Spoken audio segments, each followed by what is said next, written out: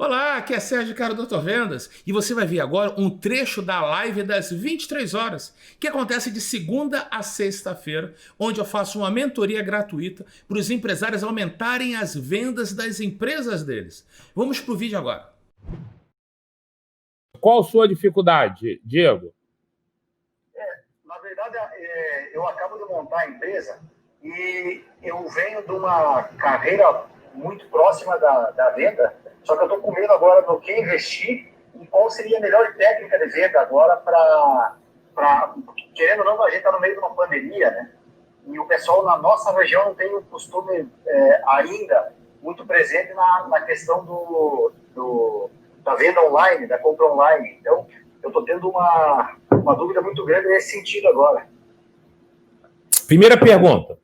Distribuidora de alimentos. Quem são seus principais clientes? Qual o segmento do seu cliente? Supermercado. Então, supermercado. Primeiro ponto. Supermercado, ele não parou de vender. Supermercado continua vendendo muito. Os seus principais clientes são grandes supermercados, pequenos ou médios? Pequeno e médio. Então, pequeno e médio. Existem alguns segmentos de mercados que continuam vendendo cada vez mais, né? O que, na sua opinião, está impedindo você de vender para o supermercado? Na verdade, foi lá em janeiro, cara, eu tive uma ideia de comprar uma quantidade boa de arroz. E aí acabei não comprando e, cara, se eu tivesse, na época, comprado, eu ia pagar cerca de R$11, 5 quilos de arroz. Não, beleza. Vamos falar de futuro, beleza? Passado a gente não consegue voltar, eu quero te ajudar. Vou repetir a pergunta. Você disse que você não sabe como fazer para aumentar as suas vendas, certo? Isso. Então, vamos lá. Você me disse, eu perguntei quem é o seu cliente ideal, qual você falou que são supermercados pequenos e médios. Na sua opinião, por que você não está vendendo muito para eles? Eu acredito que o meu problema seja uma questão de logística. Então logística eu não tenho como lhe ajudar. Se a logística... Existe alguma coisa... Se a logística eu não tenho como lhe ajudar. Tem algo que você acredita que para fazer aumentar suas vendas fora a logística tem alguma outra necessidade? Alguma outra dúvida? Eu acredito que a forma de abordagem que a gente está trabalhando hoje talvez não seja tão eficiente. Porque... Então, como é que vocês fazem hoje? Visitação. Vamos lá. Quem é o vendedor da empresa? Quem são? É você? Você tem uma equipe? Eu e mais 2 caras, a princípio. Então, Diego e mais 2. Vocês fazem quantas visitas por dia, em média? Quantos mercados são visitados por dia? Normalmente 8. Vocês fazem 8 visitas. Então, na semana, vocês fazem 4. Vocês fazem 40 visitas, certo? Por semana. Isso. Beleza. Qual é o seu principal produto de venda? Arroz e feijão. Que é uma commodity. Por que um supermercado compraria arroz e feijão com você e não com um concorrente seu? Qual o seu diferencial competitivo? Preço e estoque. Condição de entrega... Preço, você tem o menor preço da região? Na verdade, para essa classe que eu atendo, sim, porque o maior concorrente, por exemplo, ele te vende a um preço melhor, mas a uma quantidade muito maior. E eu, por ter o estoque, ter comprado a um preço melhor, eu consigo entregar para ele sem um valor mínimo. Existe um mínimo que seria um pacote de fechado com 6. Então, se você tem o menor preço, por que você acredita que os mercados não estão comprando com você como você gostaria? Pois essa é a minha dúvida, né? Eu queria chegar nessa resposta. Então, preço não é a solução. O que você acha que é ponto... O que você acredita ser ponto forte não é, porque se fosse, estava vendendo. E, na verdade, preço nunca é o diferencial competitivo. Quem foca muito em preço baixo é porque não sabe gerar valor. O que os empresários dizem para você para não comprar com você? Na verdade, o que acontece também, doutor, é o seguinte. muitas vezes o pessoal já é fiel a uma empresa distribuidora de alimentos e, por se tratar de uma empresa nova, também tem aquele receio. A sua empresa tem quanto tempo de mercado? 6 meses. Ok. Vocês têm algum cliente? Vocês têm quantos clientes? Hoje, fiel, digamos, em torno de 30. Então, anota algumas perguntas aí que você vai fazer para eles. Anota aí. Vamos lá. Primeiro, você tem que estudar desses 30 clientes qual é o perfil que se assemelha. Você tem que entender quem é o seu cliente ideal. O porte, tipo de região, tipo de mercado. É um mercado mais bonito, é um mercado mais feinho, é o mercado mais arrumado, é o mercado melhor localizado. Tenta encontrar um padrão. Ao encontrar esse padrão, você vai fazer algumas perguntas para quem comprou com você. Que é o seguinte, os clientes compram pelas razões deles. Você está meio perdido. Você tem que pesquisar para entender. Então, pergunta número 1. E outra coisa, essas perguntas que eu vou fazer, o ideal é que sejam pessoalmente ou por telefone. Não pode ser por WhatsApp, não pode ser por e-mail.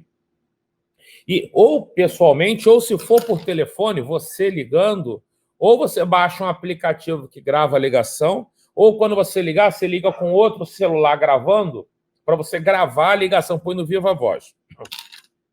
A primeira pergunta e você vai ter que fazer o seguinte, a abordagem é essa aqui, olha. Olá, fulano, tudo bem? Aqui é Diego, da distribuidora de clientes, você é meu cliente, como vai, cara? Tudo bem? Eu preciso da sua ajuda.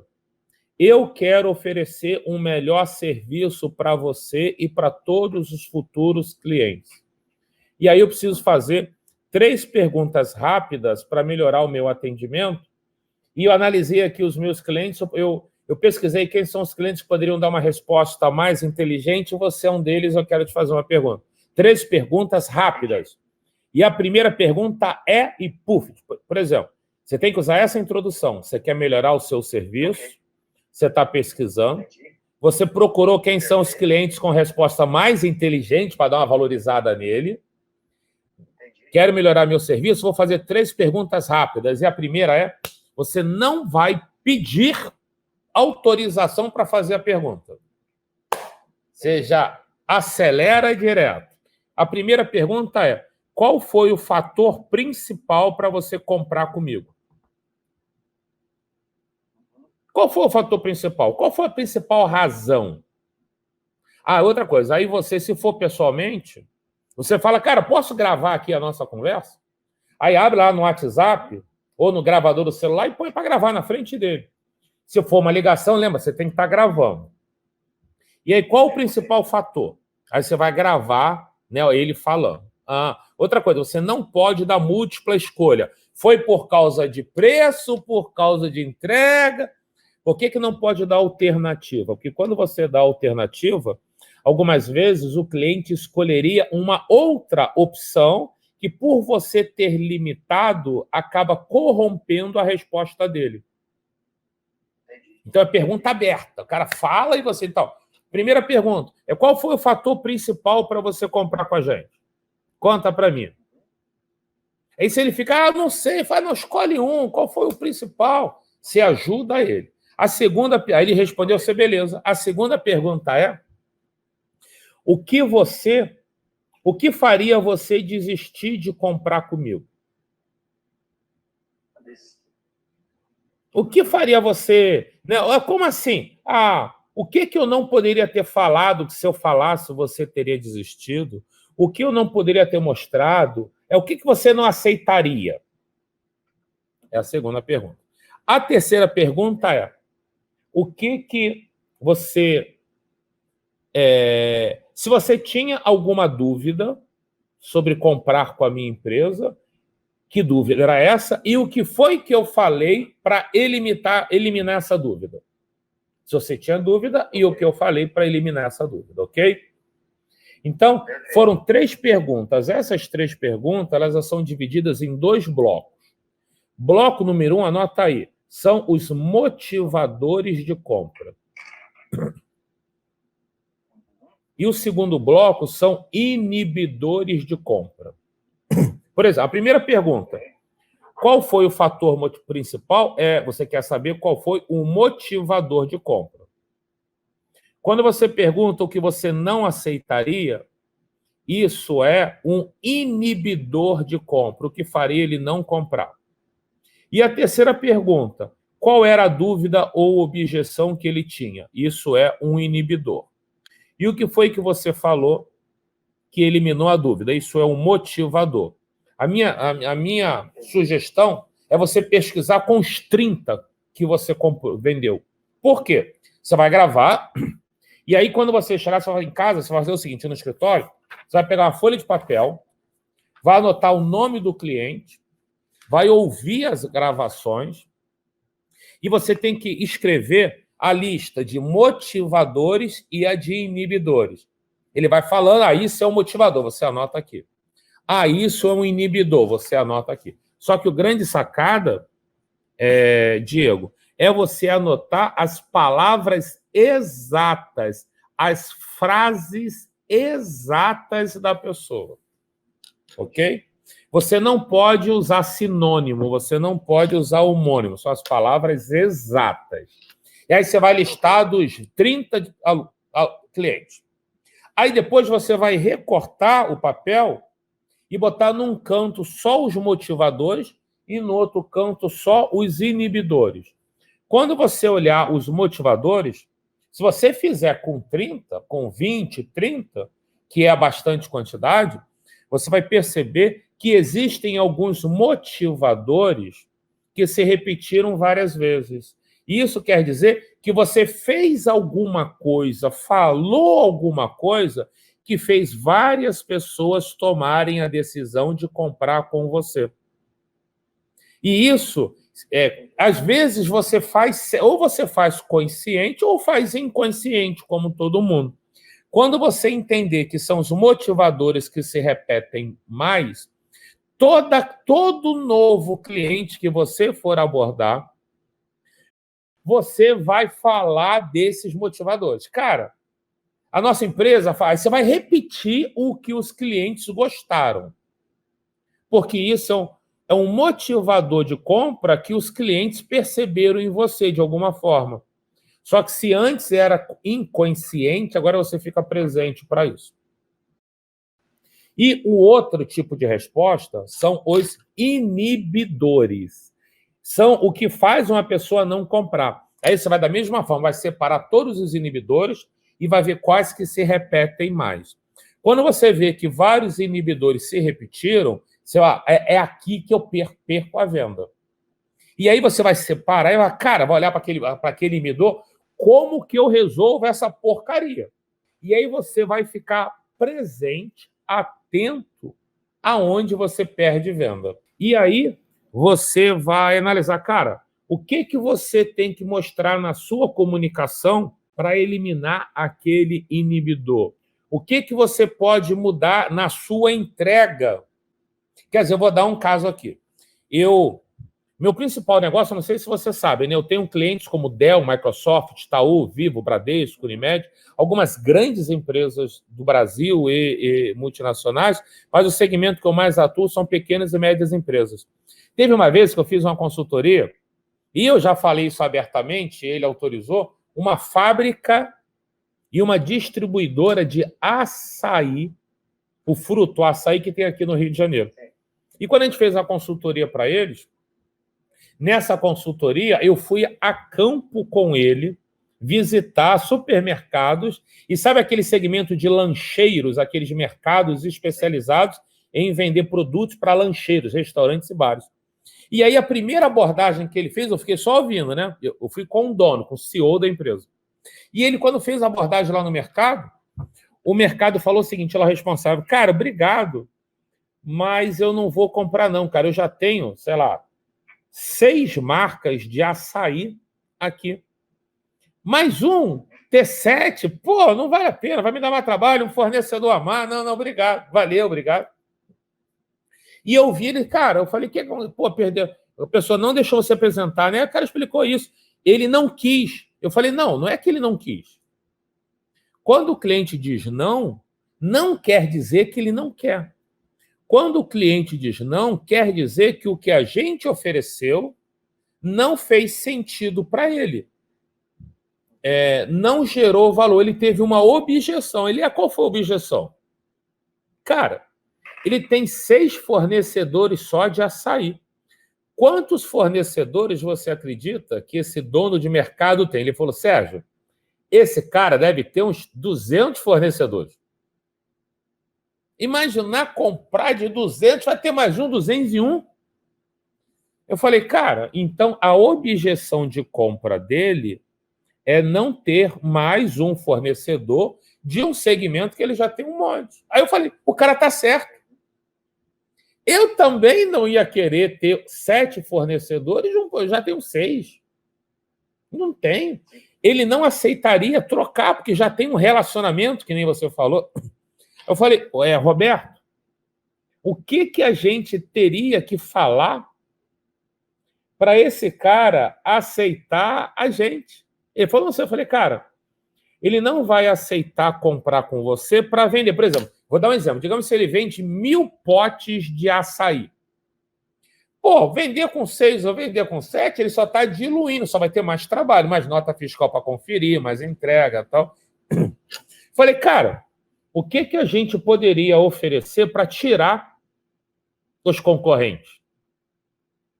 E ele já tinha me falado, a gente já tinha conversado antes sobre um plano para ajudar os supermercadistas a vender mais. Eu falei, cara, e se você vê se faz sentido para você, e se a gente falar para ele, cara, eu não quero ser mais um fornecedor.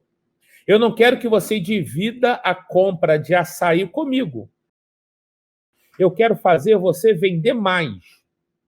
E aí, o Roberto topou. Vamos fazer propor, no caso do Roberto, né? A marca era dele. Vamos propor um plano de aumentar as vendas. Liga, vamos falar de novo com ele. Cara, eu não quero dividir a venda que você já tem de açaí. Eu quero fazer você vender mais açaí e quero fazer você aumentar a venda de outros produtos. Vamos fazer uma campanha de marketing, de outdoor, demonstradora.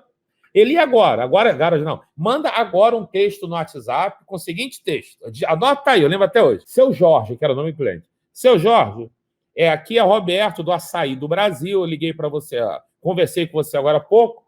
Eu não me fiz. Tem que ser em texto, porque áudio o cara não vai ouvir. Eu não fui claro, me desculpe. Eu não quero dividir a produção que você tem. Eu quero propor a você uma parceria onde eu vou investir no seu supermercado para aumentar a venda de açaí que existe hoje e ajudar você a ter mais clientes na loja para vender mais outros produtos. Aí ele botou, né? Posso te ligar agora? Prefere que eu ligue para você agora ou daqui a 10 minutos? Aí o cliente responde, agora ou daqui a 1 hora? Aí o empresário falou, não, passa aqui na loja. Aí ele respondeu, mas eu estou aqui na frente. Responde não, vamos entrar direto. A gente entrou direto. O cara, oi, tal, o Roberto, ele, oi, tal. Que ideia de vocês é essa? A gente falou, cara, a nossa ideia, como o senhor é um cliente, a gente quer ter parceiros, no caso dele, né? Em cada região. Na nossa opinião, o senhor é o maior parceiro, pode ser o maior parceiro aqui na região. Eu não quero dividir a venda que já tem. Eu quero fazer você vender mais. Por exemplo, eu quero fazer... Primeiro, eu vou ajudar por enquanto. Vou ajudar um pouco e aí vamos ver o resultado. Eu quero fazer uma campanha de alguns outdoors com o seu nome, falando Açaí do Brasil, o seu nome. Vou botar uma demonstradora aqui dentro do seu mercado, mostrando lá, dando copinho de açaí. Se em 15 dias o senhor faz uma compra muito pequena, se em 15 dias a gente aumentar a sua venda de açaí, o senhor faz um pedido grande com a gente. Aí o cliente, poxa, a sua proposta é interessante, ninguém me ofereceu isso. E aí marcamos um outro dia, ele levou o açaí dele, que é maravilhoso, e conseguimos entrar nesse cliente e ele vendeu para várias lojas. O que eu quero dizer com isso? Eu não estou propondo a você investir no cliente, mas o que eu quero dizer é que a gente a gente identificou qual era o maior inibidor de compra e criamos uma ação para abordar exatamente aquele inibidor. Não adiantava falar que a empresa era maravilhosa ou que o açaí era gostoso. Porque a objeção a ser atacada, o inibidor a ser atacado, eu já tenho vários fornecedores, não preciso ter mais um. Então, voltando aqui, quando você pesquisa com os seus clientes quais são os motivadores, os que mais se repetiram, você vai repetir muitas vezes. E os inibidores que se repetiram mais, é ali que você está perdendo a venda. Você tem que olhar para aquele negócio e falar, cara, como eu provo, o que eu ofereço para eliminar essa objeção. Porque existe uma coisa, e aí você vai, a partir deste momento, para todos os clientes que você abordar, anota uma coisa aí, você vai eliminar esse inibidor antes que o cliente pense nele. Por exemplo, voltar aqui o caso do Roberto, do açaí do Brasil. Depois que a gente fez essa venda, olha só, a gente tomou um toco na primeira, nós tomamos um toco no primeiro, acho que esse foi o terceiro. Eu falei, cara, tá todo mundo falando a mesma coisa. Se a gente continuar abordando do mesmo jeito, a gente não vai vender, queremos essa estratégia. Aí vendemos. A partir daquele momento, para todos os clientes, o Roberto entrou com essa abordagem. Como é que eu faço? Já achou o caminho. Achou o caminho. E a gente, é claro que dali para frente, todo mundo não, vou dizer que, sei lá, 70% dos clientes atenderam a gente, uns compraram e outros não. Que a gente encontrou o inibidor. Você, por ter uma empresa jovem de 6 meses, você não tem histórico. Então, você não... Pior do que perder uma venda é não saber por que perdeu. E vou dizer mais outra coisa para você. Existe uma coisa chamada maldição do conhecimento. A maldição do conhecimento é quando a gente acredita que todo mundo sabe o que a gente sabe, ou todo mundo acredita o que a gente acredita. Aí é uma merda, porra, porque, por exemplo, você falou, o meu diferencial competitivo é o preço baixo e a entrega. Eu não sei se isso é verdade, e nem você sabe se isso é verdade. Porque existem 4 situações que fazem a gente perder venda. Número 1, falar demais. Fala demais, tem a chance de você começar a falar coisa desnecessária e você queimar a própria venda. Número 2, falar de menos. É a história da maldição do conhecimento. Eu sei que o meu arroz é bom e começo a falar, por que o cara não entendeu? Você acaba não explicando como deveria. Então, falar demais, falar de menos, falar a coisa errada. Às vezes, o que você fala, o que a pessoa fala, cria objeção de compra do próprio produto. E falar o que acha, que talvez seja um caso seu, falar o que você acha que é importante, mas respeitosamente, carinhosamente, o que você pensa do seu produto não serve para nada, que não é você que vai comprar. Os clientes compram pelas razões deles, então tem muita gente que é apaixonada pelo seu produto e pelo seu serviço, por isso que vende pouco. É porque não consegue entender a visão do cliente. E os clientes compram pelas razões deles. Se você não entender a visão do cliente, você não sabe o que ele quer ouvir para comprar. Talvez, pode haver uma possibilidade, a sua entrega é rápida. Então, por exemplo, vou dar um outro case de um aluno meu. Por exemplo, esse tipo de mentoria aqui a gente faz muito no meu treinamento online, que é o Venda Turbinada VT7.